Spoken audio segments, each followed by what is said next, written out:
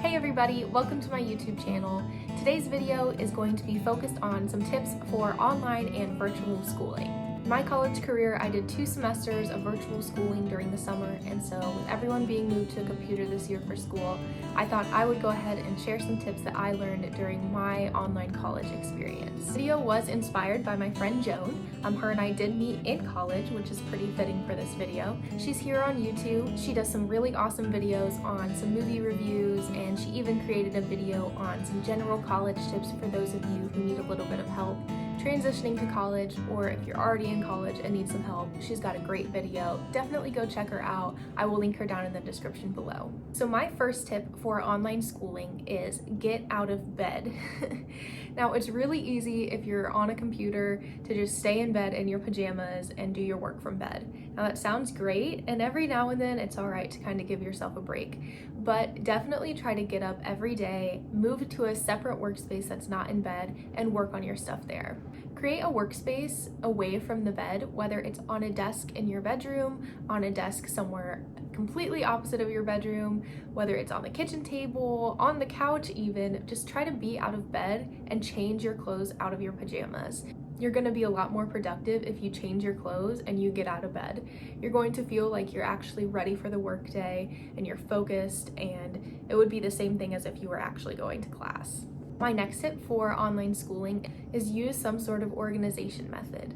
Whether you use a calendar like the one I've got behind me there, or if you use a planner, which is my favorite way of organizing, it's going to be easier if you can write out all of your assignments and due dates and plan a little bit, so that way you're not overwhelmed with the amount of work that you're going to have. Make sure that you're writing down the due dates and your exam dates, because those are going to be obviously the most important dates that you have. And that way you can plan. So say you have an exam due Sunday night at 11:59, which is pretty common for these online college courses. Make sure that you write in your planner that by Wednesday night or Thursday night, whatever really works for you, that you're studying for that exam. So that way you're not forgetting about it, and by Sunday at noon, you're like, oh crap, I have an exam, and now you have to cram for it. If it's in that planner and you're constantly checking that planner or on that calendar, you're gonna be aware of that, and you're going to be able to plan for your due dates and your assignments and your tests a little bit better. Now, to piggyback off of that, my third tip is going to be to prioritize assignments. Now, this doesn't mean try to throw away assignments that you just don't want to do. This just means make sure that you're accomplishing the bigger and more important assignments before you move on to the smaller assignments. If you know that you have a paper due Friday night and it's going to be a lot of work and it's worth a lot of points, make sure that you're prioritizing that assignment before you do the discussion posts that are only worth 1 or 2 points, because you're obviously going to be needing those bigger pointed assignments to get a better grade. If you're only focusing on the smaller and easier assignments before you do the bigger ones, you're going to put yourself into an overwhelming position, because you're going to be scrambling to try to get these bigger assignments done, and you aren't going to be putting as much effort into them if you leave them for the last minute. So make sure that you prioritize those bigger assignments before you accomplish the little ones. Try to do every single assignment, because that is obviously going to give you the best opportunity to have a better grade. But make sure that you're prioritizing the bigger assignments first, because if you're running out of time, if you work full-time while doing school, or if you have kids to take care of, or some other, priority that you need to take care of, it's going to be hard to try to accomplish every single thing. When I was doing online schooling, I had a condensed semester, so I had about triple the amount of work that one would normally have during a semester. I also worked full-time on top of that, so I totally understand that it can get very stressful to try to accomplish every single assignment. That's why I recommend saving the easier, less pointed assignments for the end, because it'll be a lot easier to sit down for a couple minutes and finish those right before the due date, as opposed to writing an entire paper 20 minutes before it's due. My fourth tip is to block out specific time for each class. Now, if you don't have a specific time where you have to log into your classes, it can be kind of overwhelming to try to plan out when you're going to work on each class. That's why I recommend blocking out a specific amount of time for each one of your classes.